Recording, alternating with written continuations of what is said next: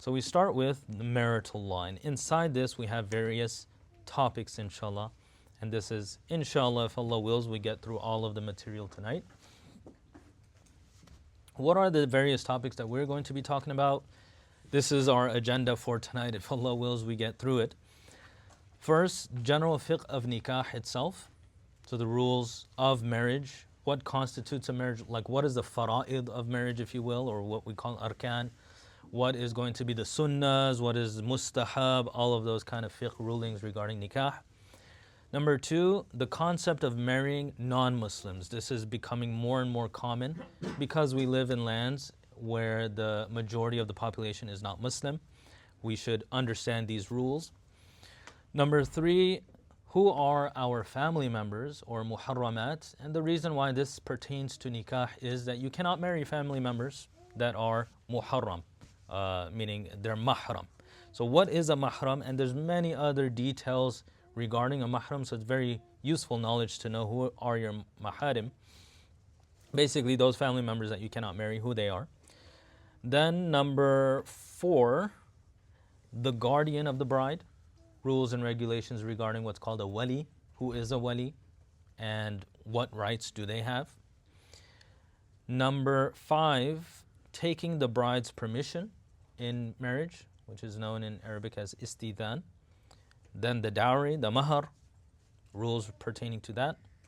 Compatibility, which is known as kafa'a. And finally, polygyny, this concept of a male Muslim marrying multiple wives, rules in that regard as well. So that is what we're going to, inshallah, be talking about tonight. We start with the rules of nikah itself. And if maybe we can add a desk or I don't know if more brothers are going to come in. There's like smaller desks, inshallah, if you can like grab one of those. The brothers coming in and then you can sit on that, inshallah. So rules of nikah itself, the fiqh of nikah. What is the status of nikah? We want to first talk about nikah in itself. Is it something that is fard? Do we have to get married as a Muslim? What if we choose not to? Are we sinful for not getting married? So what is the ruling of nikah? First of all, nikah is mentioned in the Qur'an, so it is something that is allowed. And Allah subhanahu wa ta'ala, He says, فَانْكِحُوا مَا طَابَ لَكُم مِّنَ النِّسَاءِ مَثْنَى وَثُلَاثَ وَرُبَاعَ. Allah addresses the Muslim believers. You may marry whichever other women seem good to you, 2, 3, or 4. So whichever woman you like, but within the framework that we're going to be talking about, you may marry one woman, 2 women, 3, or 4, a maximum of 4 for Muslim males. Details which we will talk about later. But this ayah itself tells us that this is something that Allah subhanahu wa ta'ala gives a choice to believers. The context of the ayah is that you are free to do so. You don't have to marry 2, 3, and 4, but you are capable. You have that right.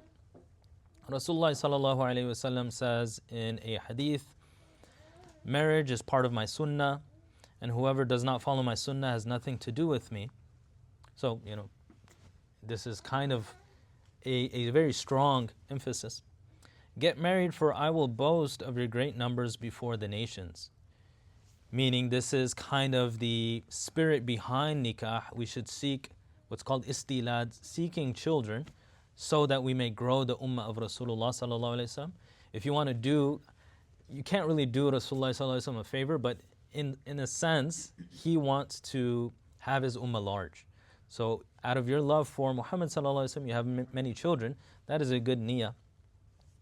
He then says, whoever has the means, let him get married. And whoever does not, then he should fast, for it will diminish his desire. Fasting has this special trait. Ramadan is coming up.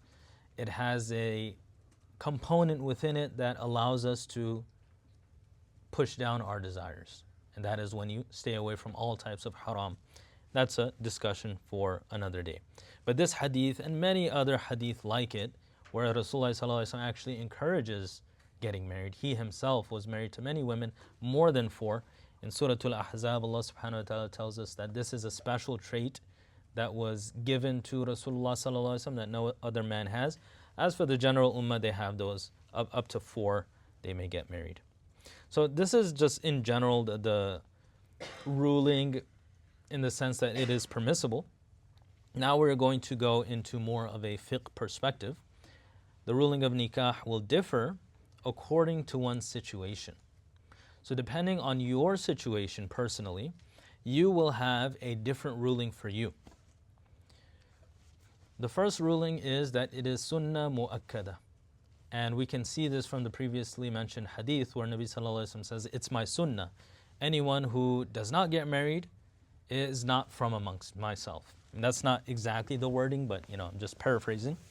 That nikah is from my sunnah, and if you do not follow my sunnah, you're not from me. So in a normal situation, now what's a normal situation? A person is not feeling too much desire, like not overwhelmed with desire, nor do they feel animosity towards women, right? Now I'm going to speak about this later on. There's an actual ruling that is haram for some people to get married. It becomes wajib in a certain situation. Now the scholars of fiqh, they call this halatul tawaqan. Halatul tawaqan is basically when a person is overwhelmed with desire and they cannot control themselves.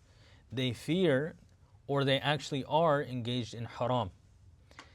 In this situation, it becomes wajib for this person to get married.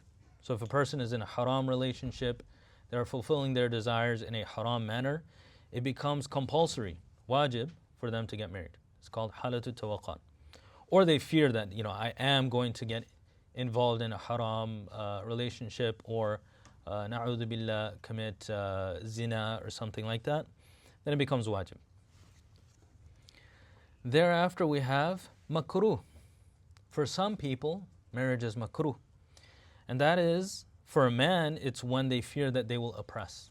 They know there's something in them that if they get married, they will oppress their spouse. And for a woman, it would be, if they get married, they will not be able to uphold the right of the husband. They will not be able to be a good wife. If that knowledge is there, or a strong feeling, close to certainty, then it becomes makruh for such a person to get married. They should not get married.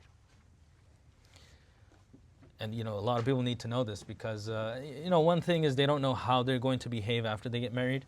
But for some reason, if they have this knowledge, it becomes makruh for such a person. And marriage actually is haram when a person is sure that they are going to oppress. If a person is sure that they're going to oppress, marriage is haram for that person. So it really depends on your situation. Most of the ummah are going to be in the sunnah mu'akkada. But in today's time, due to the widespread media, pictures, videos of the opposite gender, being exposed to all of that, a lot of the youngsters are in the wajib section. It actually becomes wajib for them to get married.